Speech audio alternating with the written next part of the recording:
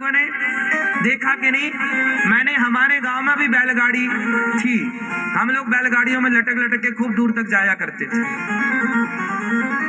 आज के बच्चों के सामने अब ये बैलगाड़ी वाला सिस्टम खत्म है। अब ये पीढ़ी नहीं जानेगी कि बैलगाड़ी क्या होती है। हमारे पहले इक्का गाड़ी होती थी। मुंशी प्रेमचंद्र ने इक्का गाड़ी का जिक्र किया है पंच परमेश्वर में। पंच परमेश्वर नाम की कहानी है। खाला जान, जुम्मन शेख, अलगू चौधरी, ये कहानी पढ़ी है मुंशी प्रेमचंद्र जी की। पंच परमेश्वर, पंच परमेश्वर कहानी किसने पढ़ी है? मुंशी प्रेमचंद्र जी की पंच परमेश्वर। ये देखो इन्होंने पढ़ी है, हमारे पाठ में थी 7वीं 8वीं क्लास में। पंच परमेश्वर, अलगू चौधरी, जुम्मन शेख, खाला जान, ये कहानी में नाम थे। उसमें इक्का गाड़ी का जिक्र है। इक्का गाड़ी, इक्का गाड़ी मतलब एक बैल से चलने वाली गाड़ी को इक्का गाड़ी कहते हैं। एक बैल चला, बीच में एक बैल लग जाए और वो गाड़ी चलाए। पहले की यात्राएं बैलों से होती थी, मतलब बैलगाड़ी, बैल चलो तो लोग अपने बैल को ना बढ़िया, ये देखो ये इक्का गाड़ी, ये है टीवी पर आप देख लो। इस गाड़ी का जिक्र मुंशी प्रेमचंद्र अपनी कहानियों में खूब किए हैं। ये इक्का गाड़ी है। पहले सामान्य यात्राएं आदमी इन्हीं से करता था। एक बैल से चलने वाली गाड़ी का नाम इक्का गाड़ी। फिर बैलगाड़ी, ये जो 2 बैलों से चल रही है। उसके पहले रथ थे। भगवान के जमाने में रथों का प्रयोग था। जैसे अर्जुन के पास रथ, भगवान के पास रथ। वो रथ 4-4 घोड़ों के रथ, 6-6 घोड़ों, 7-7 घोड़ों का रथ, 12-12 घोड़ों का रथ, बड़ा रथ। ऐसा रथ जिसमें सारी व्यवस्था बैठने की, लेटने की, इतने बड़े बड़े रथ होते थे। अब बताओ, जब इतने बड़े रथ थे तो उस जमाने में सड़कें भी तो रही होंगी। यदि रथों का वर्णन है तो सड़कें तो रही होंगी, क्योंकि सड़कों पर ही रथ चलेगा। तो पूरा सिस्टम था, प्राकृतिक सिस्टम था। पहले युद्ध होते थे पर धनुष बाण से होते थे, मिसाइलों से नहीं होते थे। मिसाइलें तो आज एक मिसाइल गिर जाए तो जिसको मारना है वो तो पता नहीं मरेगा नहीं मरेगा, आम जनता मर जाएगी। पहले धनुष बाण में वही मरता था जिसके लिए छोड़ा गया, मतलब नेचुरल। कोई समाज को क्षति नहीं, प्रकृति को क्षति नहीं। आज हमारे विकास ने, माना कि विकास अच्छा है लेकिन बहुत दिन तक ये विकास नहीं टिकेगा, क्योंकि इससे प्रकृति का संतुलन बिगड़ गया। आप खुद ना चाह करके भी फिर पुरानी रीति रिवाजों की तरफ लौटेंगे। पहले के घर ना एसी के बिना ठंडे होते थे। आज के घर एसी में बहुत जून जुलाई में तो एसी फेल हो जाती है। पहले घर कैसे बनते थे बताओ जरा, आप पुराने लोग बैठे हैं यहाँ, बताओ घर कैसे बनते थे? हाँ, कैसे? पहले के घरों में ना लकड़ी का पटोहा होता था। 2 छत होती थी पहले के घरों में। एक खप्पर वाली, माटी के खप्पर बनते, खप्पर जानते हो? खपड़े, खप्पर वाला घर समझते हो ना? नहीं समझते। खप्पर वाले घर, तो उसके नीचे एक लकड़ी का पूरा पार्टीशन होता था।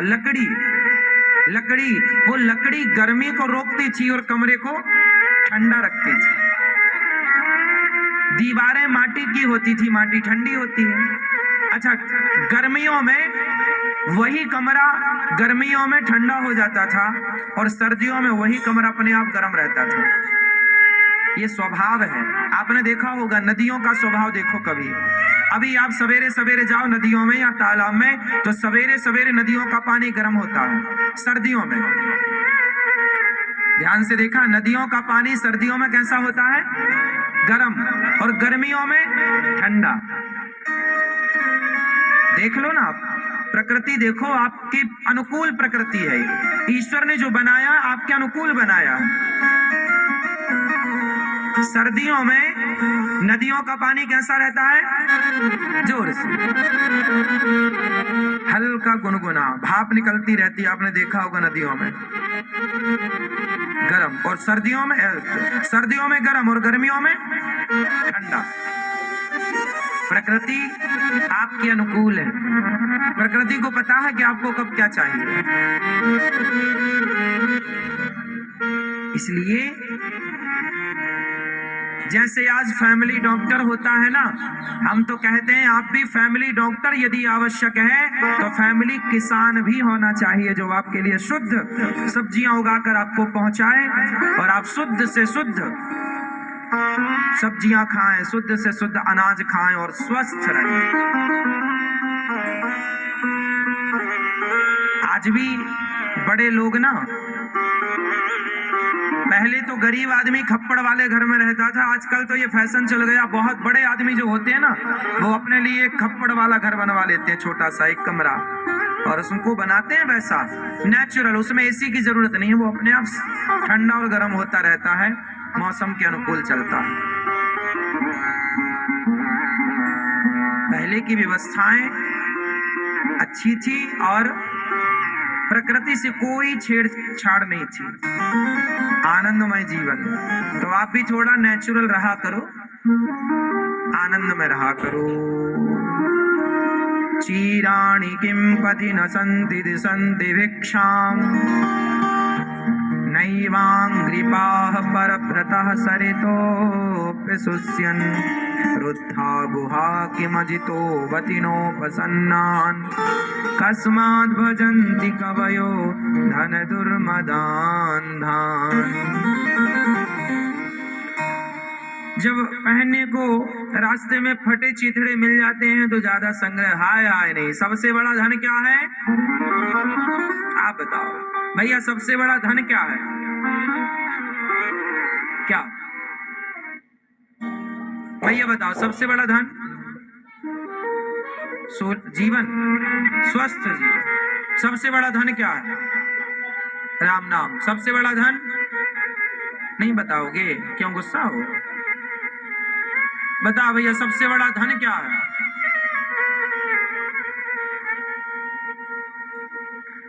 बताओ भैया, बताओ मेरी माँ, सबसे बड़ा धन क्या है? टोपी वाले भैया बताएंगे।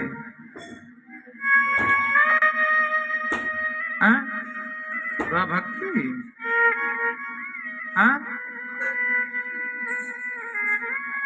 सबसे बड़ा धन है गौधन, गज धन, बाज धन और रतन धन खान। जब आवे संतोष धन, सब धन धूरी समान। सबसे बड़ा धन है संतोष। सबसे बड़ा धन ईश्वर ने जो दिया है उसमें जो संतुष्ट है वो सुखी है। पहले का आदमी संतुष्टि था, पहले का आदमी संतोषी था, पहले जरा में आदमी संतोष, और आज तो इतना मिल जाए तो भी संतोष नहीं। पहले के लोगों को पेट भरने की चिंता रहा करती थी, आज के लोगों को तिजोरियां भरने की चिंता है। पहले का आदमी संतोषी था, हाँ या ना? बोलो हाँ कि ना? आप संतोषी हैं?